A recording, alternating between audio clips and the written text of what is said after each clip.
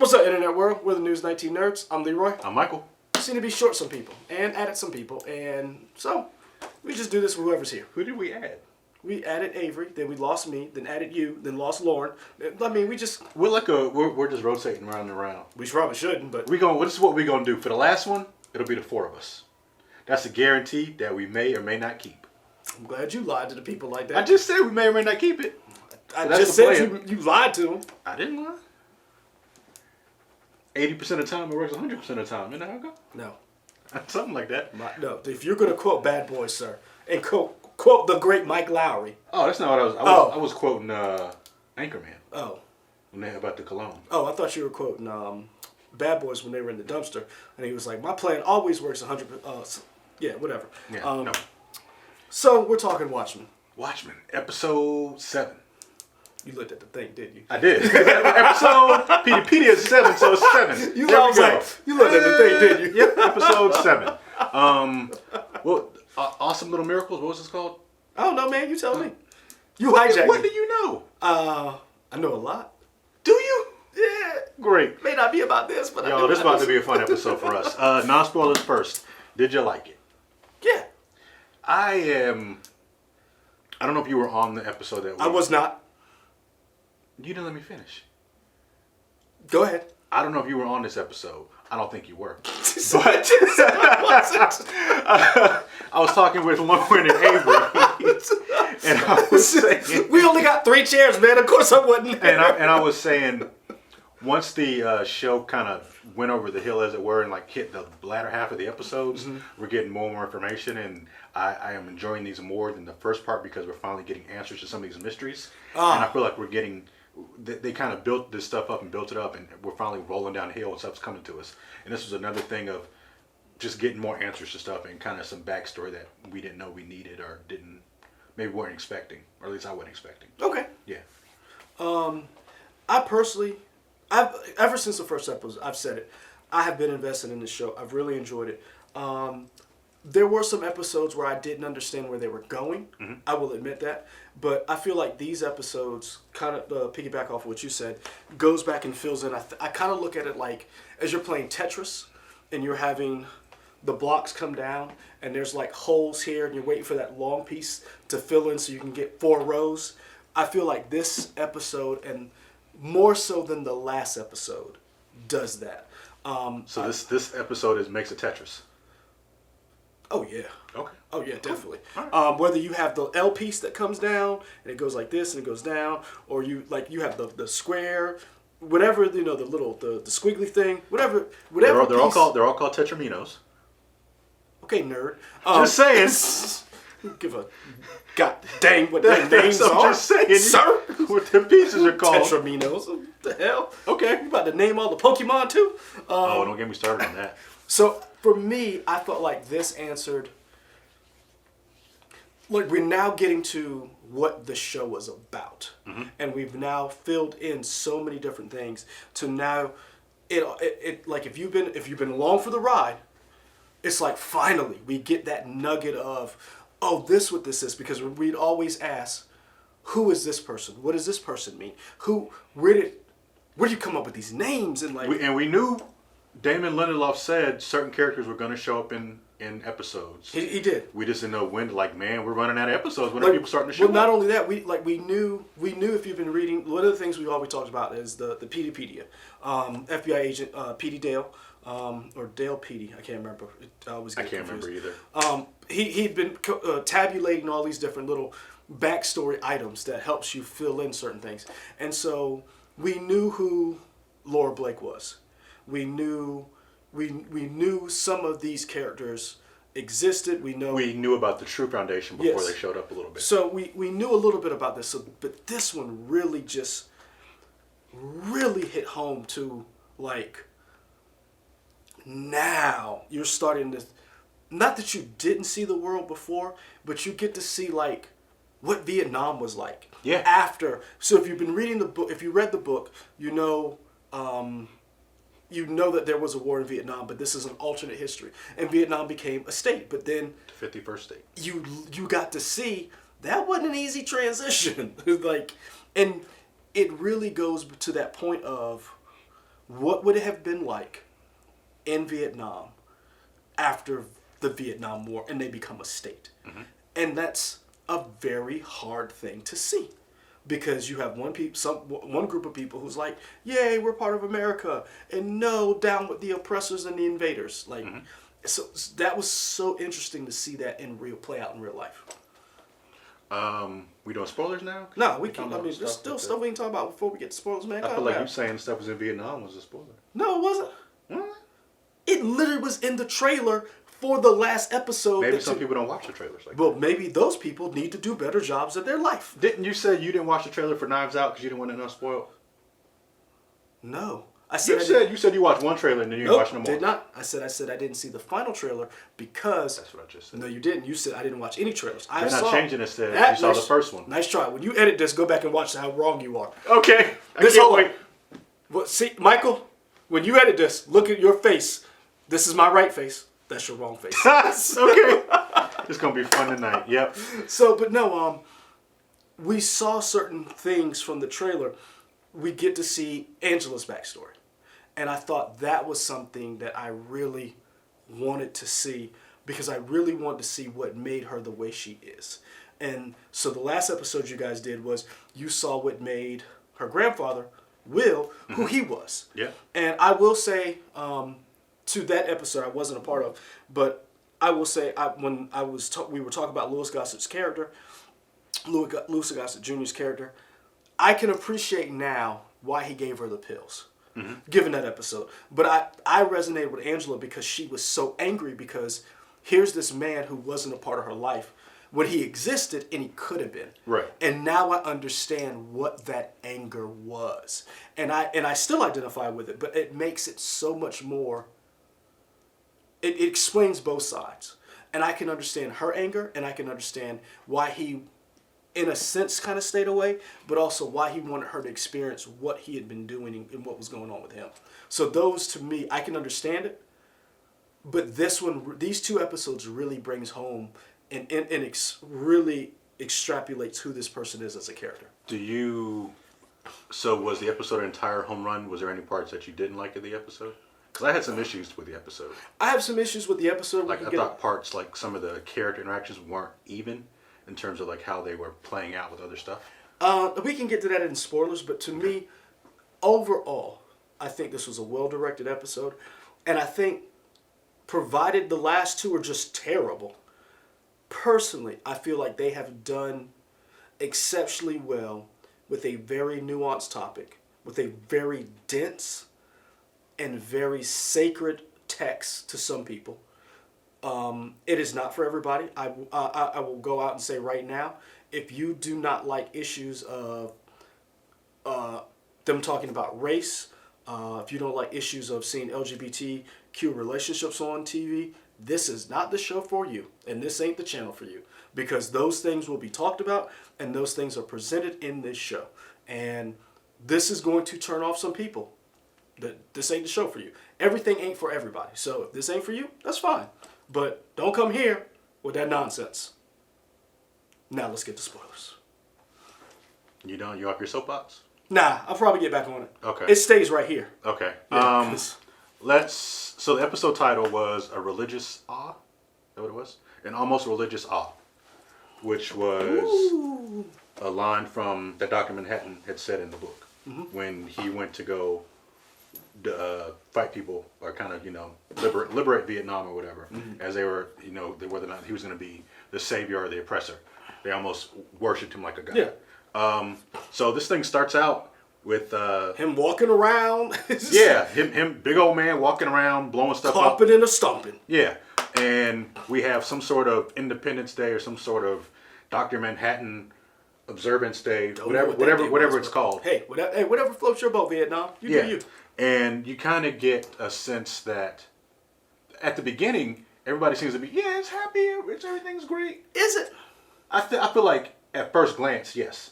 But if you look in further details, to me, I feel like, okay, some people aren't happy, and it's kind of depending on. See, it's funny that you got that, because I never got that. Okay.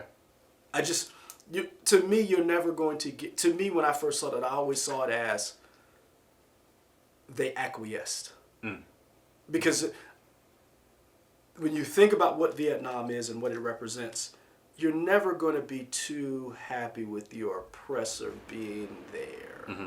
Like it's almost like, remember when we learned about the British Empire and the different colonies that became part of the British Empire? Yeah, we're all smiling and and joking and laughing and but it's like, you're still the British Empire and we're still a colony. Mm-hmm. It's that's how the feel that I got from that. Okay. We see a young Angela Abar run off and get a blaxploitation movie, Sister Night. And we're like, oh, well, that's where she got the name from. Mm-hmm. Okay. And she walks around. She goes to her parents. Her dad's like, no, you can't watch this. And then I'm sure if I had paid attention more, I would have known. But I didn't know which of her parents was Will Reeves' kid. Oh, you didn't realize it was a son? Not. I mean, I'm sure they said it earlier, but I didn't realize it until really this episode to me. It's like, okay, that's Will Reeves' son. And he brings up the point about masks, mm-hmm. which is a big topic throughout this entire show and every episode. For some people, wearing a mask does bring justice. For other people, you're still a terrorist. You're still, you're hiding behind something. Well, that's and that's one of the things that I think is very well done in this show, because that was the core one of the, I don't want to say the only, one of the core concepts of Alan Moore and Dave Gibbons deconstructing superheroes. The idea that, do you have to have this mask, and what is a superhero? Mm-hmm. And I thought they did a very good job, because remember in the book, Ozymandias came out and was like, yeah, everybody knows who I am. Mm-hmm. I am the world's smartest. And he transcended that whole idea of, I'm not going to be a masked superhero mm-hmm. anymore. I'm going to, and it's almost like when you go back and think about the Fantastic Four, that whole idea of, do you have to have a mask to be a superhero, that kind of thing. And then it also becomes, are you a celebrity? Mm-hmm. So it really, I thought they did a good job of taking that idea that Alan Moore and Dave Gibbons created and just turning it on its head. Eventually they get blown up. We doing spoilers? Yeah, we're definitely doing spoilers. Oh, you didn't do your thing. I mean, they'll see the thing when I write the thing. No, I thought you doing I was doing doing spoilers. that. I thought I was doing that because of the ghost. She was like, the religious awe. I was like, ooh. Oh, I thought that was spoilers. I didn't say spoilers. We're definitely doing spoilers. I've been like cryptic, like.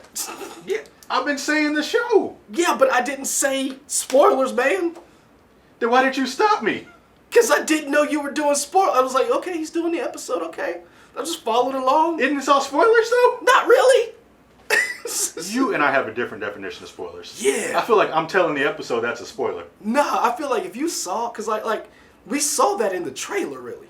We didn't see her with no video in her hand. No, we didn't see that. But that's what I'm saying. I don't think that was a spoiler, though. I mean, everything is a spoiler. Really? Everything on screen is a spoiler. Don't tell me nothing. Wow. Yes. Anyway, spoilers, y'all. Spoilers. It's weird. I thought we were the ones that were organized, but maybe we need Avery and Lauren to keep us on track. Don't say that. And don't tell them that either. I don't know. They'll see and find out. Come on now. All right. So, yeah, another a guy from Vietnam. Mm-hmm. I mean, depending on how you look at it, he can either be a terrorist or he's a freedom fighter. Remember, one man's terrorist is another man's freedom fighter. Yeah, he gets a package from another dude, the guy who had the marionettes. The marionette of Manhattan pulling strings, which is another take on whatever, which is kind of cool. Mm-hmm. Commentary.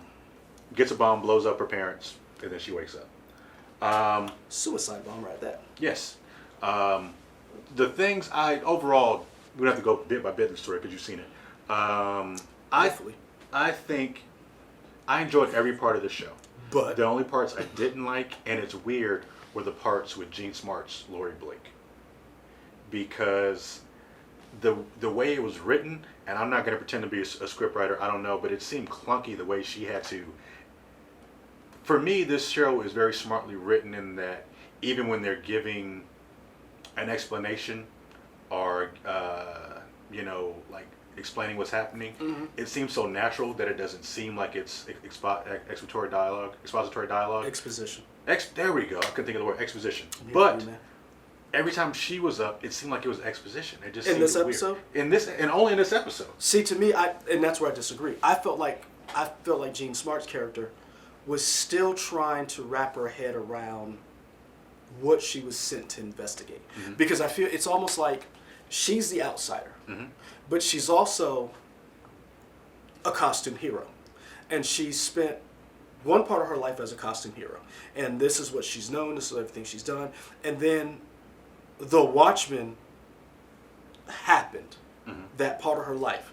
And then she was like, okay, we're vigilantes, we're outlaws, we should work within the confines of the law.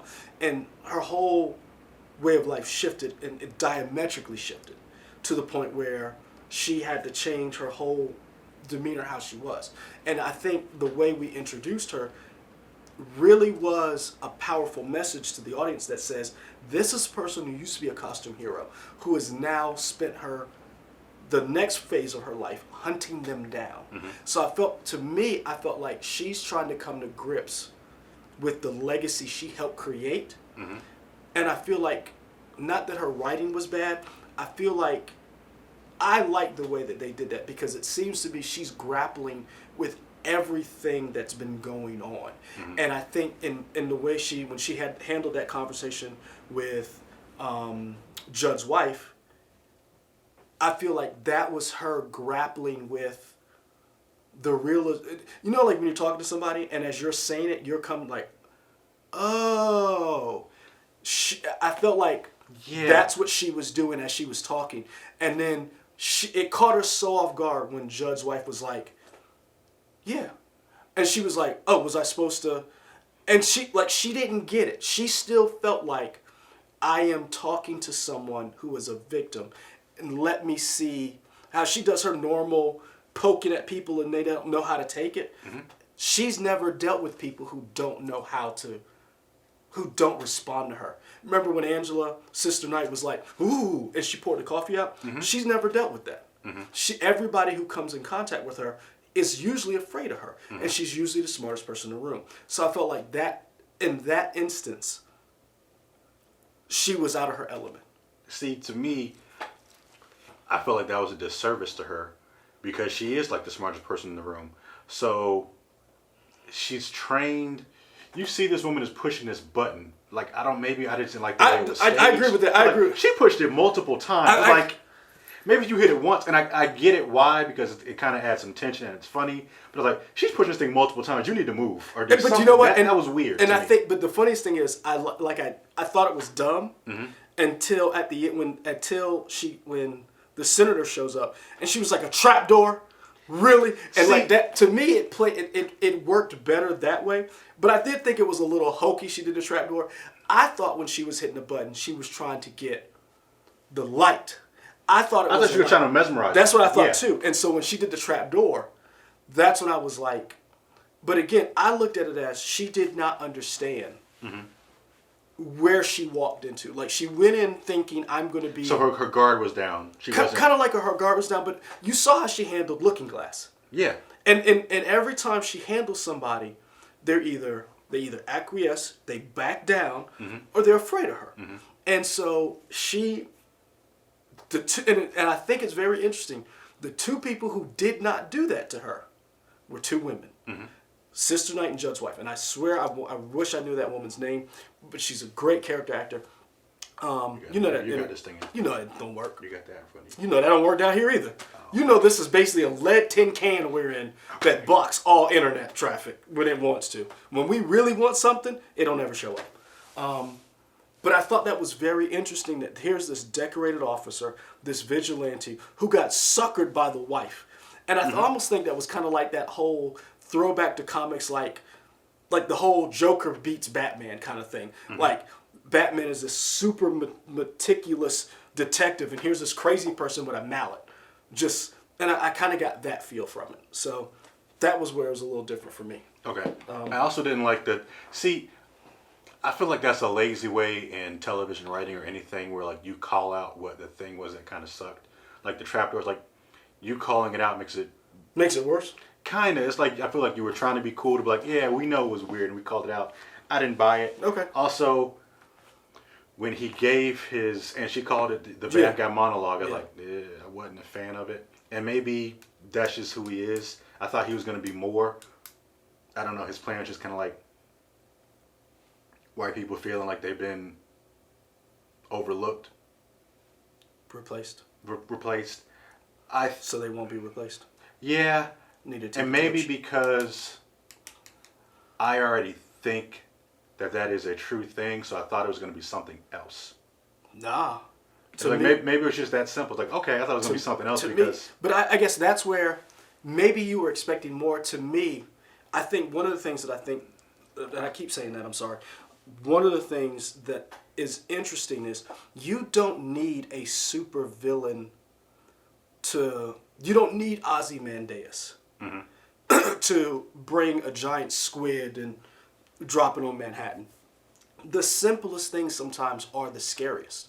The fact that the whole idea behind this was we're going to basically make a utopia for one group of people because we feel some kind of way. Right. And I think that whole idea that all these other costume guys have been fighting all of this other stuff. Meanwhile, this one insidious evil has been taken root and has been slowly and systematically been infiltrating every level of society. You know what it reminds me of? Hydra? Yep. Yeah.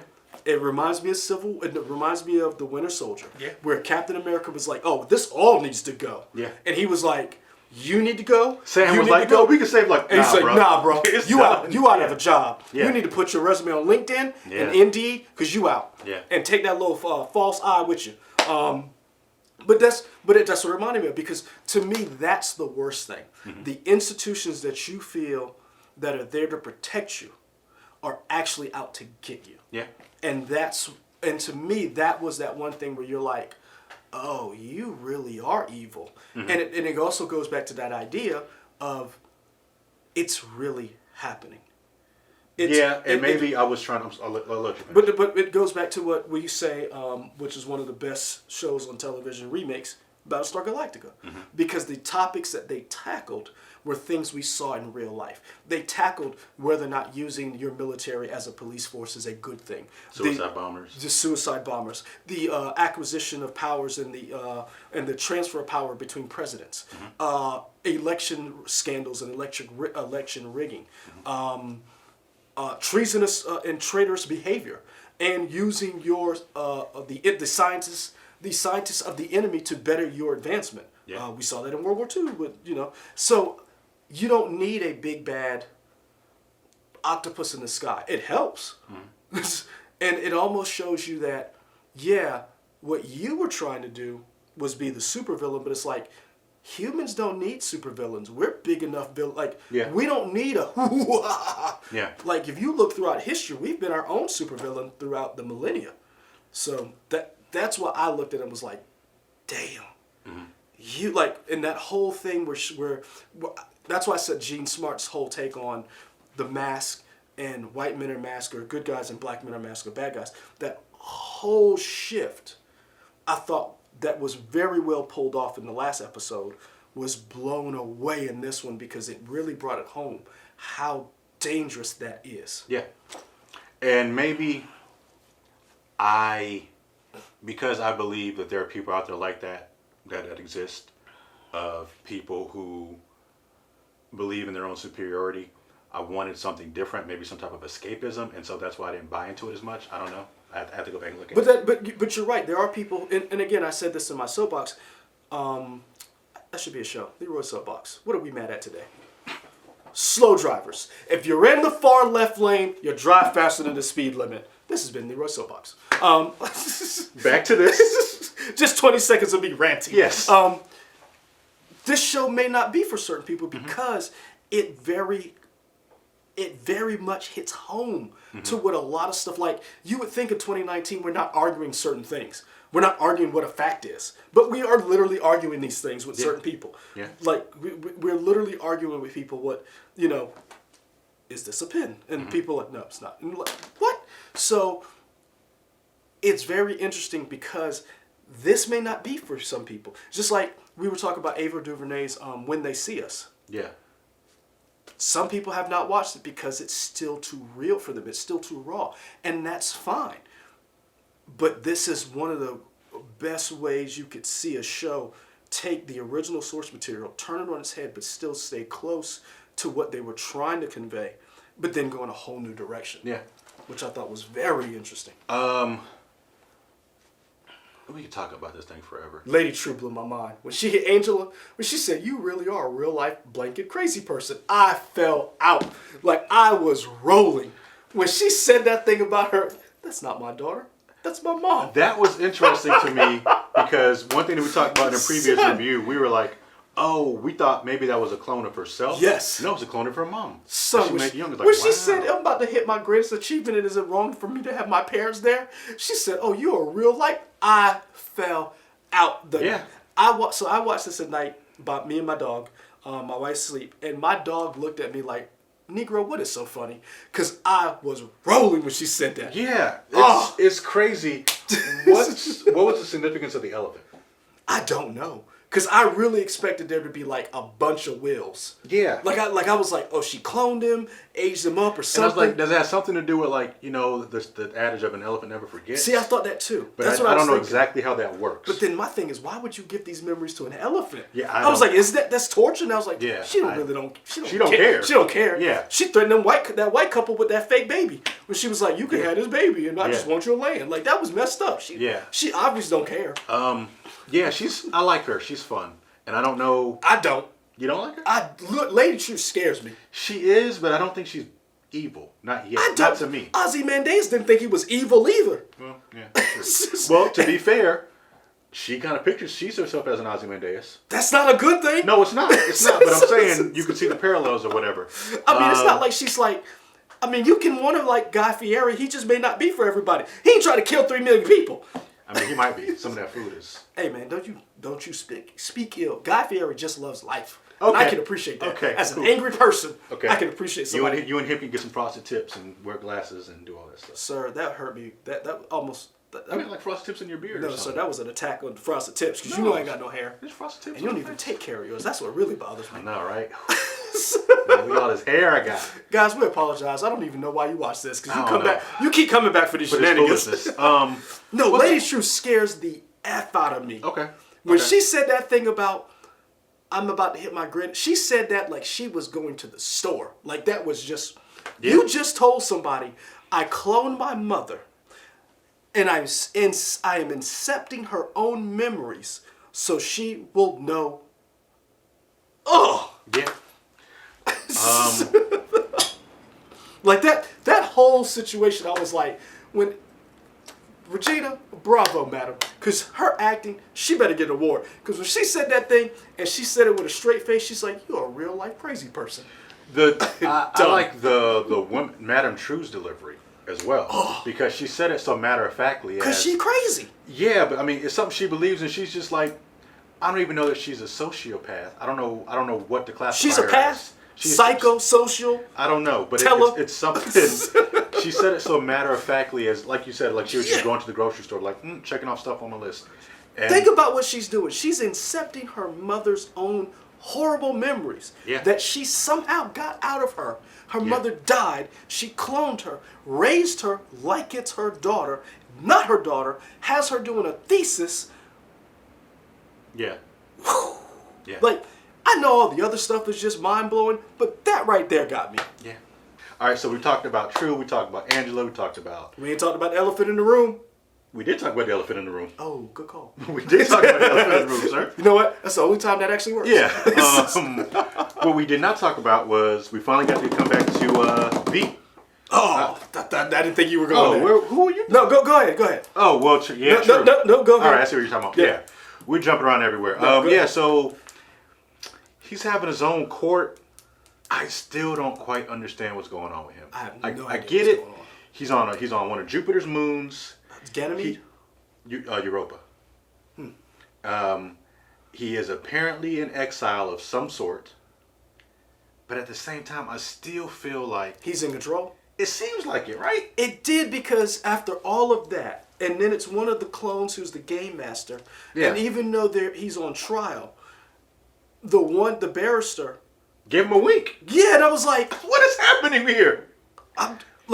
His defense was a fart. I'm going to be honest with you. Everything else makes sense. Now, that's the one part that does not. Yeah. Like, everything... Like, even in the beginning when nothing made sense... They've explained everything to the point where, like, okay, I get that. Okay, I get that. Okay, I get that. Okay, I get that. Yeah.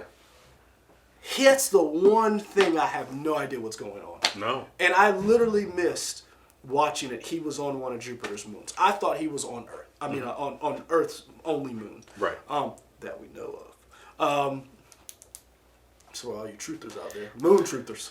I know there's like 37 of y'all. I wasn't ready for that, sir. Wasn't ready for that. There's a conspiracy theory for everything. There is. You're right. But no, I have no idea what's going on with him. No. I really don't. And I'm not going to try to speculate because every time I have, I've been wrong. And so, like, part of me is like, did he put himself in, it's a self-imposed exile? And maybe he's just having fun. See, I thought the U.S. government put him there. Yeah. But now I'm like, as I'm watching it, as I'm reading, I'm like, they didn't. No. Like, so who did? And I thought... And how did he get there? Yeah, and I thought when this show started, that storyline was going to meet Angela's storyline. I'm not convinced they will, at least not in this season. Well, you remember, we talked about this before. Damon Lindelof said, there's all the timelines are not... the timelines could be happening... do not mean that they're happening at the same time. Every time we see him, it's a different year. Yeah. Every time we've gone to Europa, it's been a different year. So we don't know where that stands. Yeah. And they said, which I guess would make sense, every time we see it, it's a year. They said that, maybe I misinterpreted, but like this particular trial has been going on for a full year? Yeah. Okay. And the thing is, because and this is the thing, he looks worn down. Like, that's the one thing I noticed in this episode that I did not notice him in any of the other episodes. He looked tired. And I don't know if that was intentional because Jeremy Irons is older and they wanted to show his age, but he looked, and this is my opinion, he looked broken. Whereas in all the other episodes we've seen so far, he had energy. He was angry. He was working on something. This is going to be my masterpiece. And he would grab the watch and he would do all of these things. Like when he was in the boat, he was like, oh, no. Yeah. He just seems tired. And the one thing when they yelled the guilty verdict, he had that one single tear rolling down his eye. And I was like, is this starting to get to him? Yeah. And that's why I was like, that's when I was like, okay, I'm out. Not as the episode, I was like, I'm no longer going to have theories. I have no idea what's going on there. Yeah. So if whoever you are out there, commenters, chatters, subscribers, if you got some, lay it on us because I'm interested. Because I have no idea. I petered out on theories and conspiracies on that one.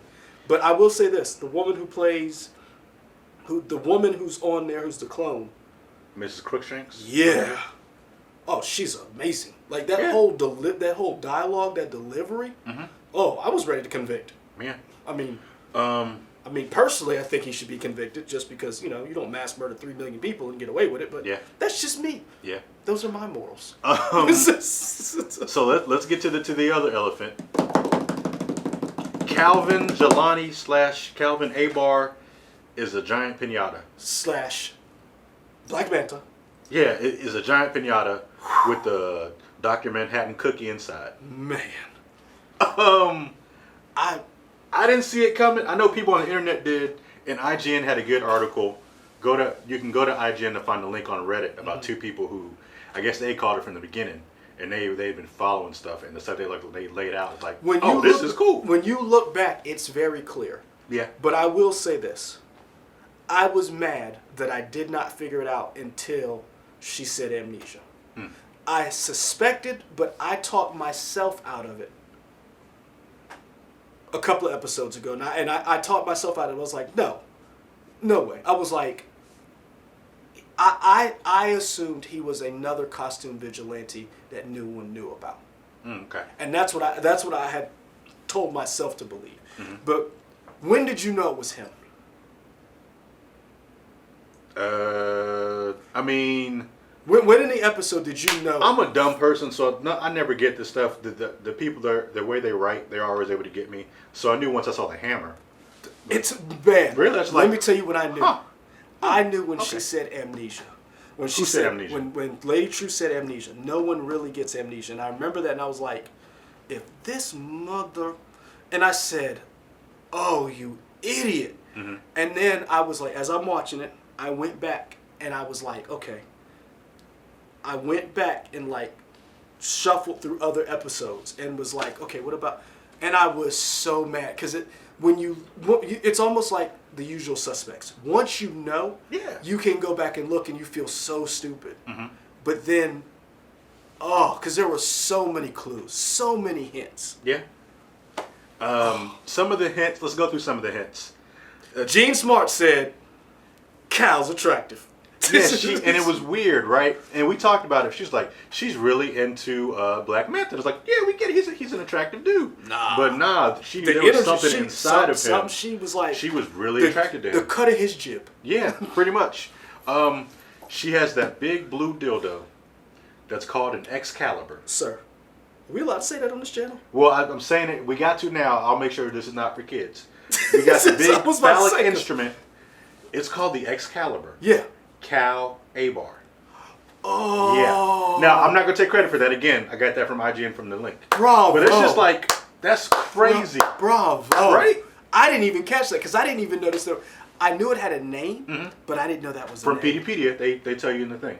But, and I've been telling people to read it. I missed that whole thing. That's wild. Also... So the big blue phallic thing is actually a joke that they were in the writer's room that one writer, I can't remember her name, threw it out there.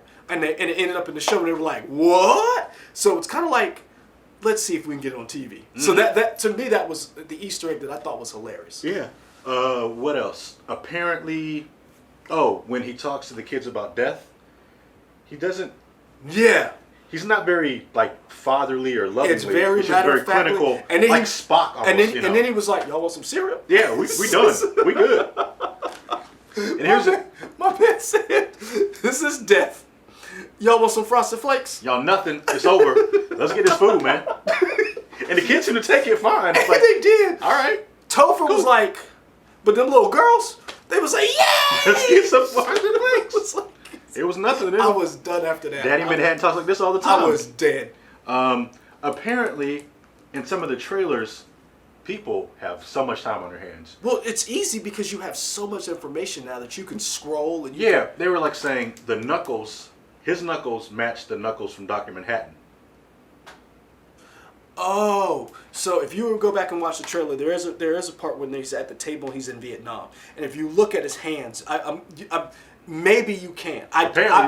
I ain't got that kind of time. Somebody on Reddit did. I ain't got that kind of time, and I ain't got that kind of technology. Right, but somebody's like, it's the same buck formation. But cool. But this shows you how much people love these kind of shows because it showed, just like what we're doing, other people out there in the zeitgeist, in the world, are actually going through, looking at these Easter eggs, these little things, seeing if you can catch this stuff. Yeah. Because Damon Lindelof has done this before in the past.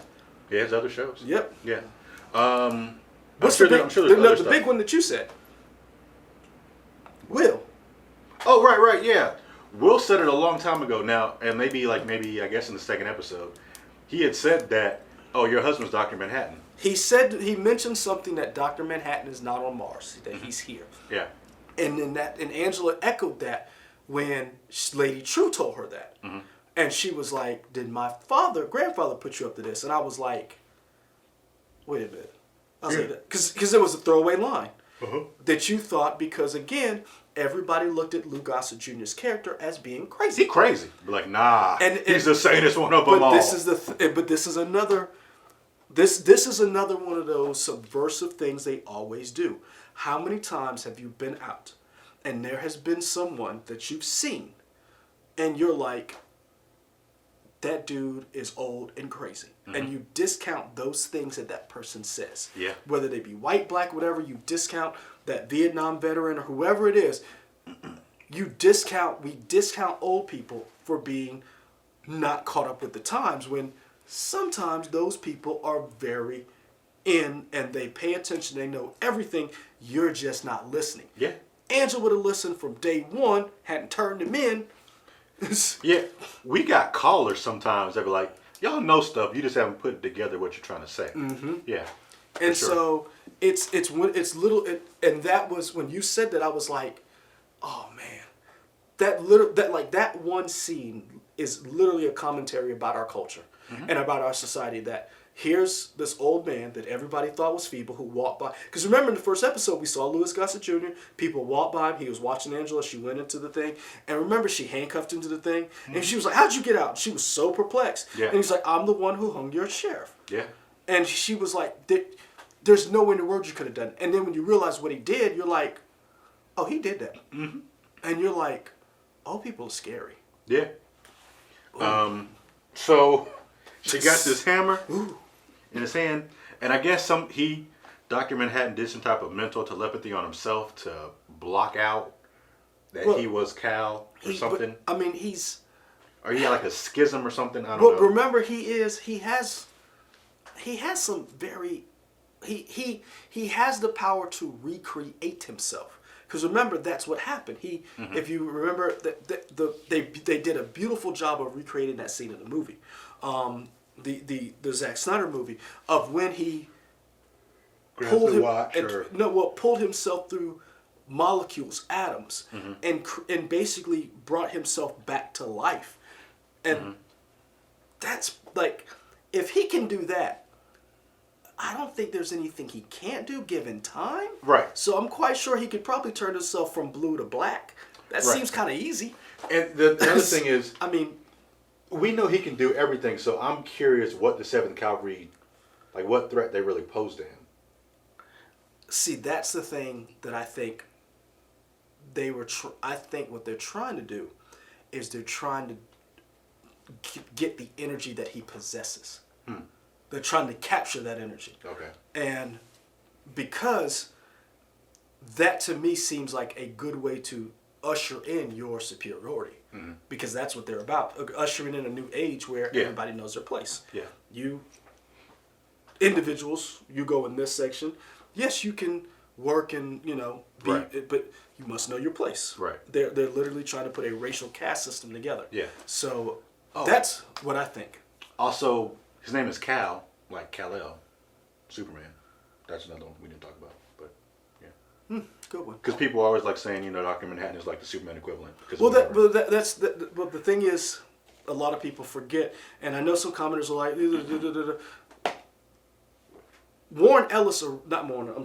Alan Moore originally wanted to do this with established DC characters, and DC was like, no. Not with our people. Not with our main people. They were like, that's cute. Here. Yeah.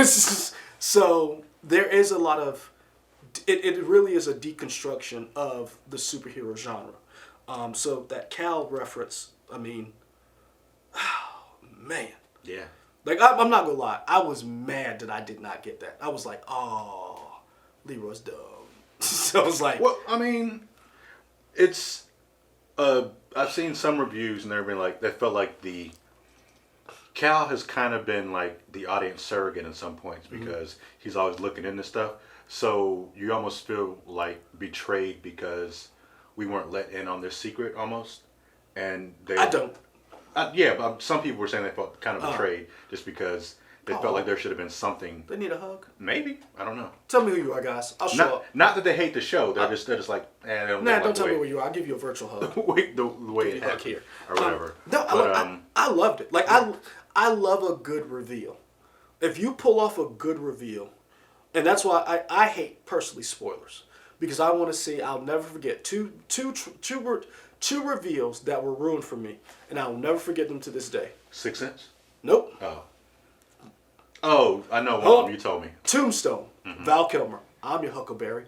When he fought instead of Wyatt Earp, someone spoiled that for me. Oh, that sucks. Oh, I will never forget. And to this day, I still love Tombstone, but I always imagine how much more I would have loved it if I'd have known Val Kilmer was the one who showed up. Number one.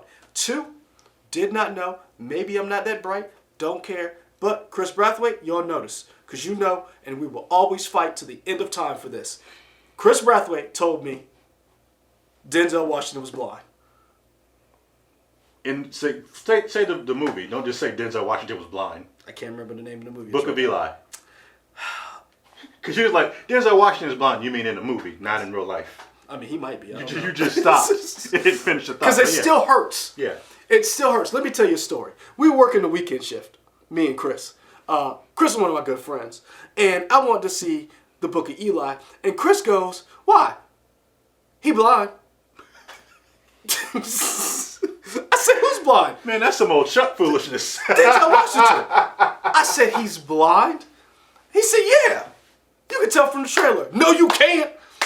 Me and Chris fought literally for weeks about this. To this day, it is still a sore spot in our friendship that he spoiled the Book of Eli. Because the whole time I'm watching it, I know he can't see. Yeah.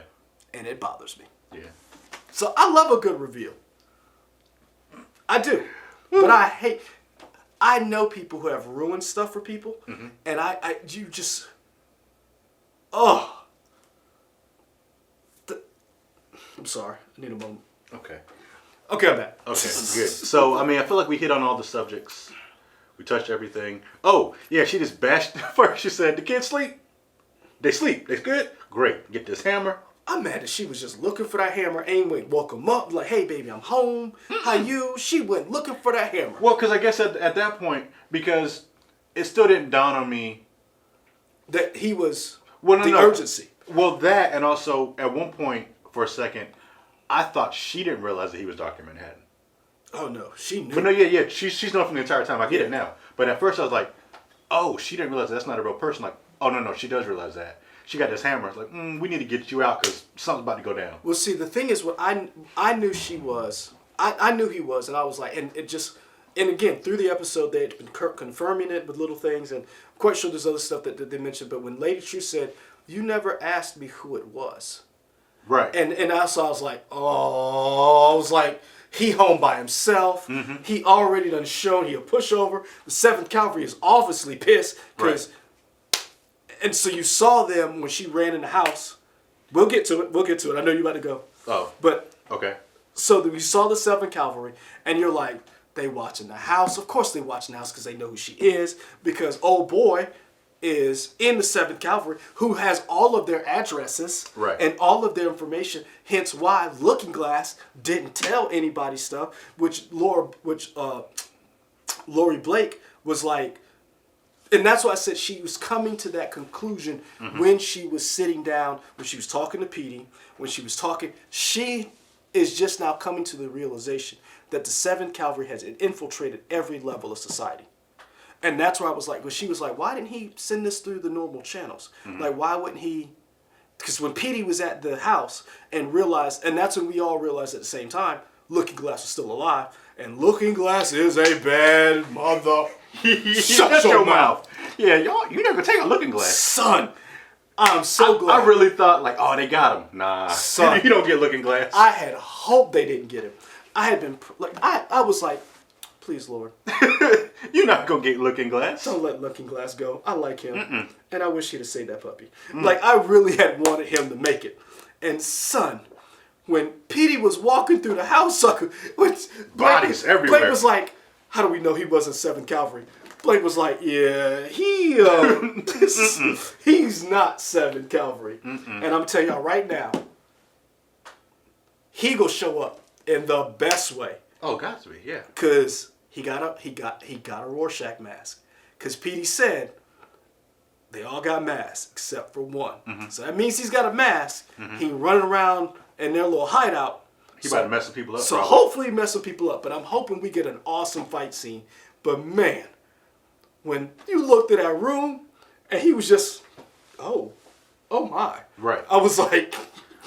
The thing I was talking about though was the White Knight. Yeah. Do we think Dr. Manhattan is the one who saved her?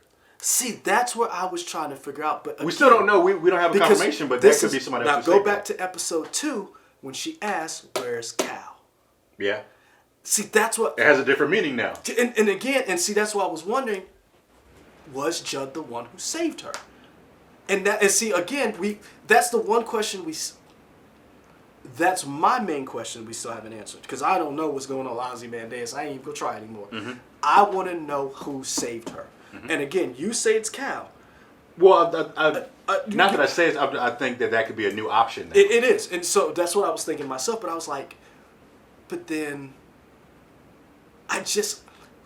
because again, shotgun to the face, you don't walk away from that. Yeah. So we know whoever that was didn't shoot her. Judd never said what happened to the other Klansmen, and we didn't know where Cal was during that time. So there's so, like, that whole night still doesn't make sense. And Judd doesn't make sense because did he get brought in? Did he orchestrate all of this? Because who was the fall guy that you killed? Right. Because somebody had to get killed because there had to be a body because he said he shot one of them. Right. So we got one of them. It's so, like, that whole night means so much more now. But man, the one good thing about this episode, Looking Glass lives. Yeah. Looking Glass lives. Oh, the music selection. Oh, James Brown at the beginning? Oh, just Living in America? No, all the songs. Yeah. Just whoever is doing the soundtrack for this, picking the different songs, spot on.